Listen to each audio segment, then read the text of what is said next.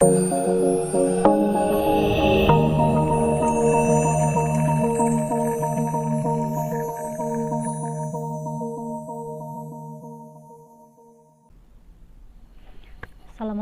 warahmatullahi wabarakatuh.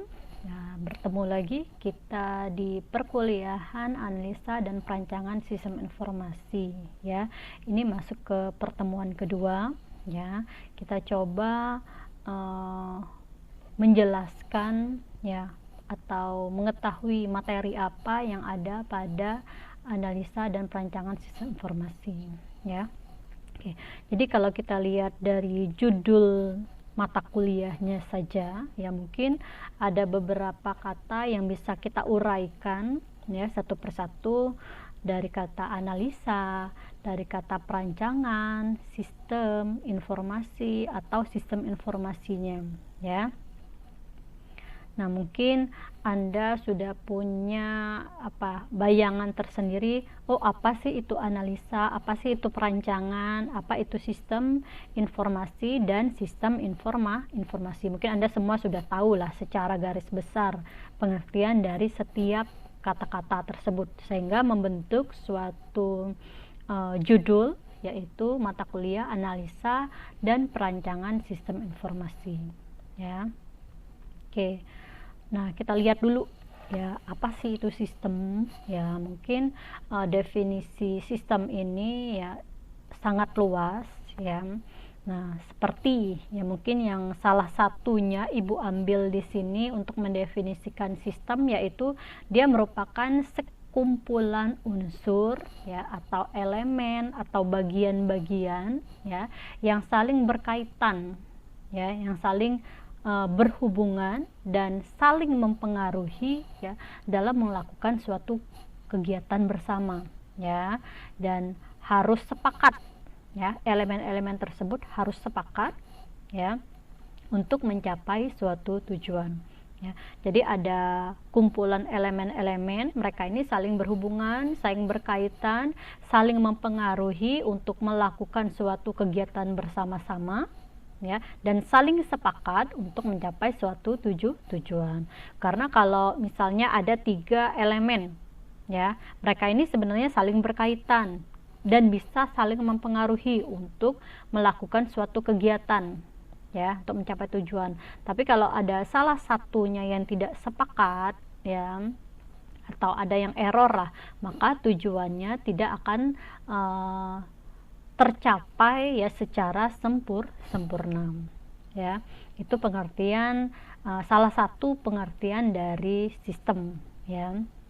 Nah, contohnya yang mungkin yang sudah Anda kenal ya, sudah Anda ketahui bahwa sistem komputer kita terdiri dari 3 elemen utama ya. Bukan berarti hanya 3 ini saja ya, tapi yang elemen utamanya, yaitu ada 3, ada software ya atau perangkat lunak, kemudian hardware-nya, perangkat kerasnya, dan juga brainware-nya atau orang user yang mengaplikasikan sistem tersebut ya. Jadi untuk contoh sistem komputer ya, kalau salah satunya itu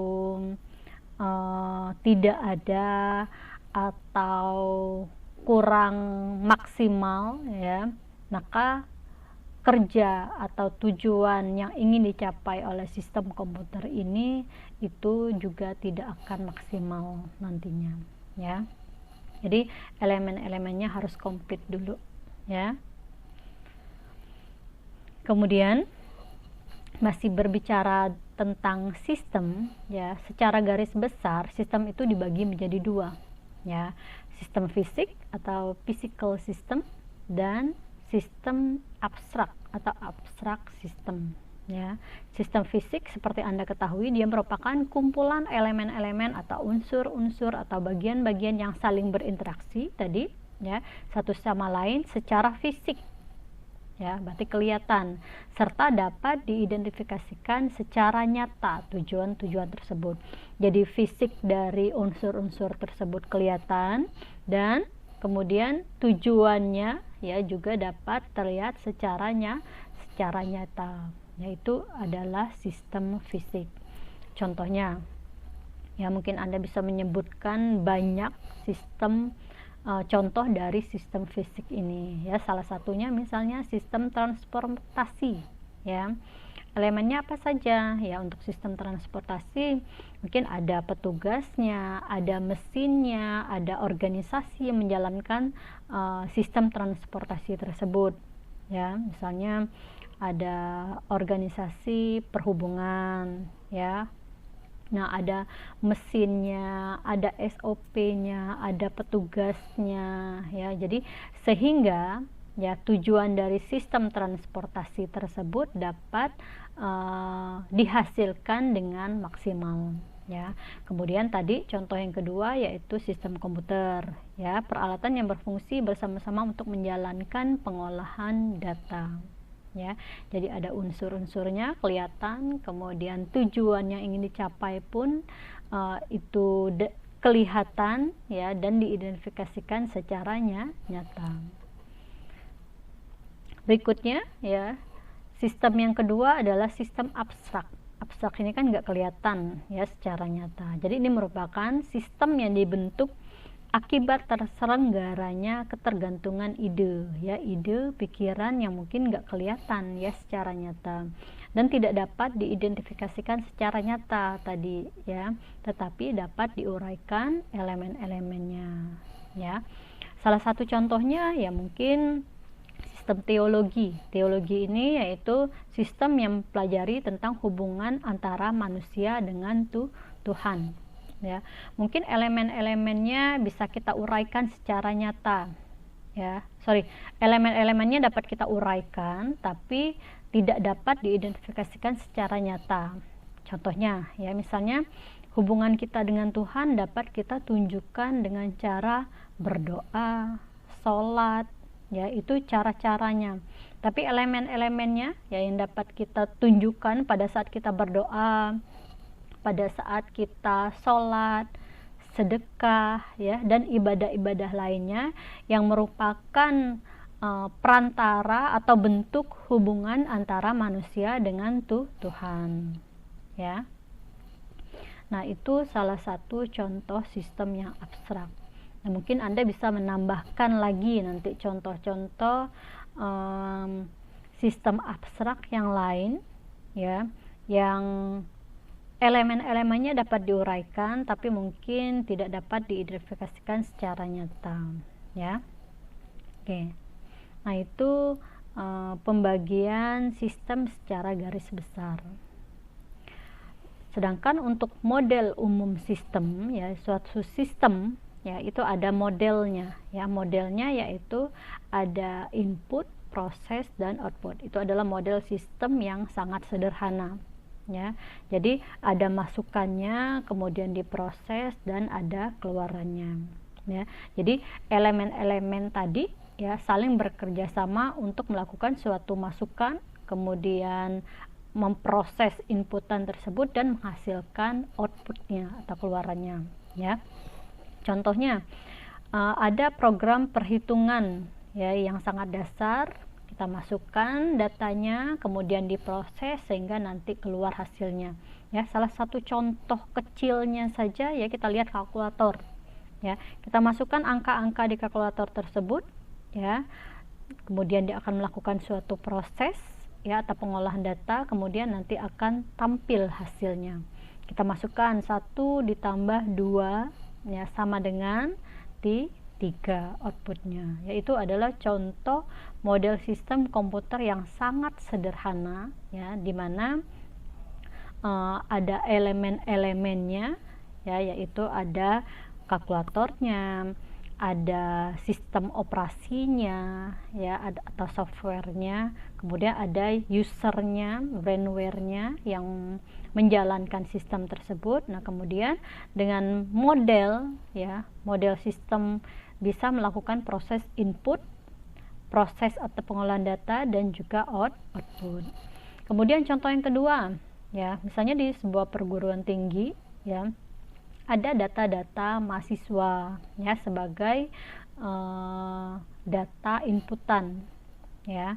Ada nama, nilai, perkuliahan di sana, ya, kemudian diproses, ya, diolah sehingga menjadi daftar nilai semester yang Anda dapat pada akhir semester dalam bentuk kartu hasil studi.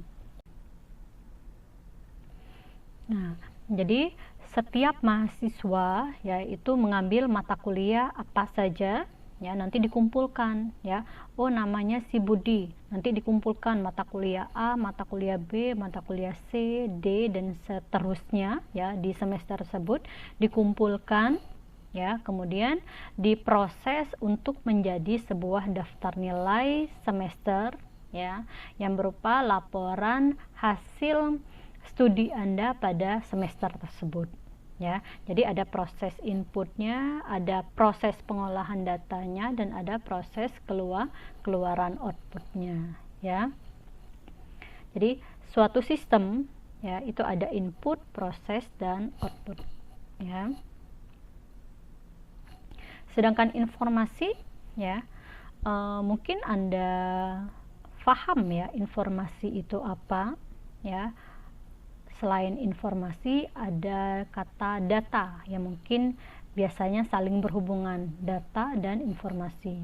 Tapi data dan informasi ini itu berbeda ya.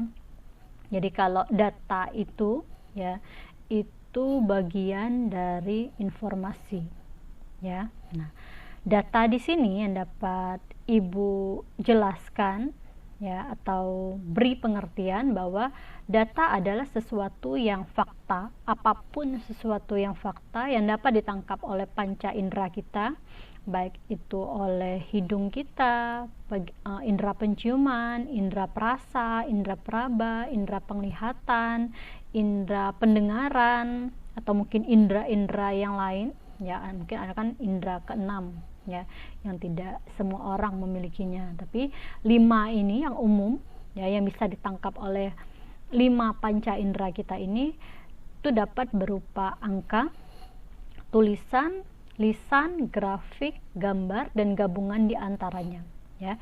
Jadi apapun yang dapat kita lihat ya, entah itu yang kita lihat angka, tulisan ya, gambar, grafik, atau yang kita dengar ya, atau yang kita rasakan dengan indera praba dan indera perasa kita, nah itu bisa disebut sebagai data ya. Cuma data ini adalah sesuatu yang masih mentah sehingga harus diolah dulu menjadi informasi. Jadi informasi adalah data yang sudah kita dapat, yang sudah kita olah dan sudah kita proses ya, sehingga menjadi bentuk yang lebih berguna ya, dan dapat digunakan oleh user atau penggunanya untuk pengambilan suatu keputusan. Artinya gini, kita mendengar sesuatu ya melalui indera pendengaran kita ya, kita belum dapat menyimpulkan apa-apa ya dari data tersebut sebelum kita proses ya. Setelah kita proses baru menjadi informasi ya, sehingga dari informasi tersebut kita dapat menggunakannya untuk mengambil suatu keputusan ya. Contohnya misalnya kita mendengar sesuatu, kita lagi jalan nih malam-malam, entah itu naik motor atau berjalan kaki, kemudian kita mendengar orang memanggil ya, Budi misalnya manggil, tapi kita nggak kelihatan ya. Nah, kalau data tersebut kita proses ya, artinya dengan cepat kita proses, kok ada yang manggil ya, tapi kok suasananya ini mungkin agak sedikit kurang bersahabat, mungkin sepi-sepi kayak gini, kok si Budi manggil gitu kan, kayak suaranya si Budi ya. Dari data yang Anda tangkap tersebut kemudian Anda olah ya, sehingga menjadi informasi ya, bahwa ini bukan suara Budi ya, suara Budi yang asli, tapi mungkin makhluk lain yang menyerupai suara Budi. Nah, apa yang tindakan yang dapat Anda lakukan ya? Kalau mungkin Anda berpikir bahwa itu memang Budi, mungkin Anda akan menyahut panggilan tersebut, iya.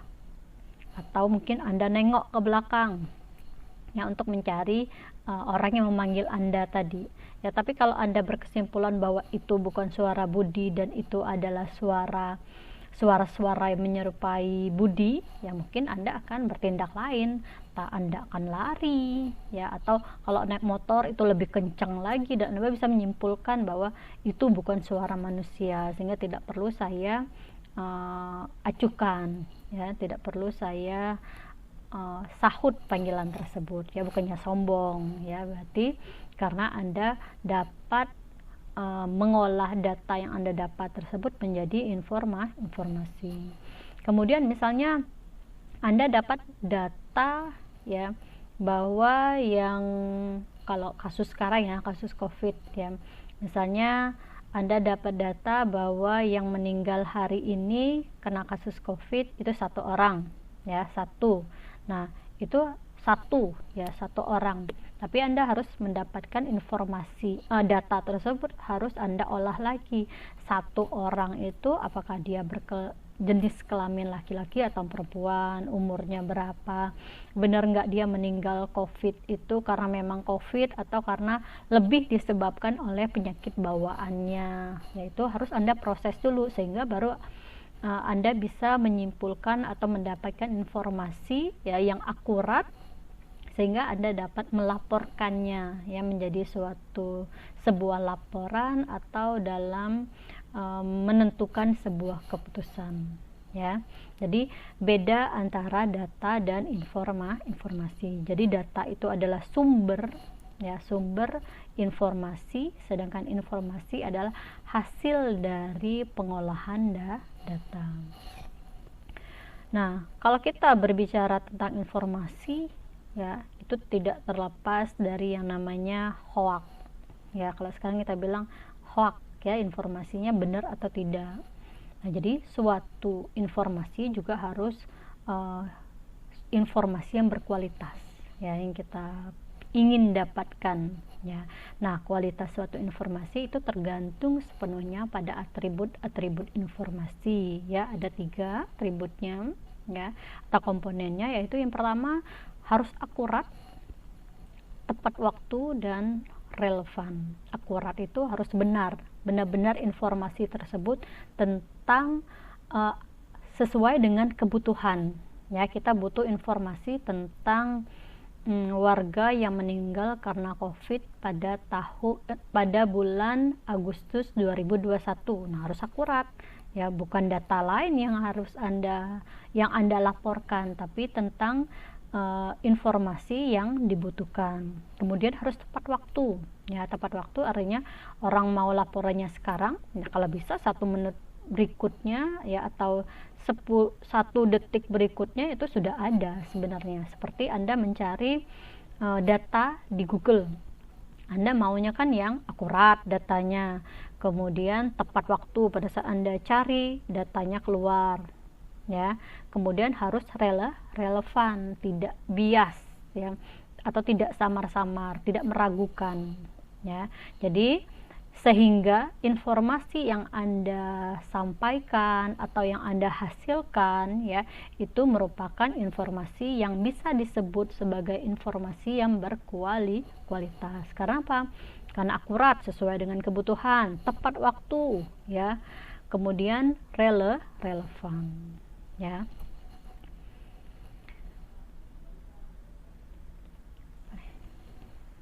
Kok jadi gini ya? Nah, ini mengenai nilai informasi ya. Kita lihat. Nah, nilai dari informasi ya, atau value of information itu ditentukan oleh 3 hal ya. Yang pertama harus kita lihat manfaatnya, kualitasnya tadi, dan juga biaya mendapatkannya. Jadi suatu informasi dikatakan bernilai tinggi apabila ya manfaatnya itu lebih efektif dari atau sebanding ya dengan biaya mendapatkan informasi tersebut ya. Artinya kalau manfaatnya besar ya mungkin sebanding lah dengan biaya kita mendapatkan informasi tersebut. Walaupun ya untuk mendapatkan suatu informasi yang benar-benar bernilai ya, benar-benar berkualitas, orang bisa mengeluarkan lebih besar lagi biaya, ya. Contohnya mungkin Anda sering melihat film-film ya yang mungkin Anda sering melihat film ya, film action ya, yang untuk mendapatkan suatu informasi atau data informasi tentang suatu perusahaan ya, mungkin ada peperangan ya, ada pengkhianatan ya, mata-mata yang ditugaskan dan sebagainya ya, karena mereka merasa manfaat dari informasi tersebut sangat besar dibanding dengan biaya mendapatkannya ya. Walaupun mungkin biayanya juga yang dikeluarkan lebih besar, tapi dianggap masih efektif ya, karena manfaatnya yang lebih besar lagi ya.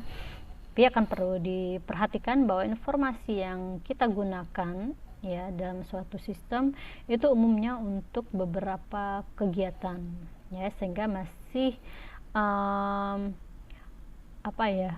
masih sebanding lah ya, antara biaya mendapatkannya dengan manfaatnya ya. Jadi satu informasi ini bisa digunakan untuk beberapa kegiatan ya, sehingga makin baik kualitas suatu informasi, maka nilai dari informasi tersebut juga akan semakin baik.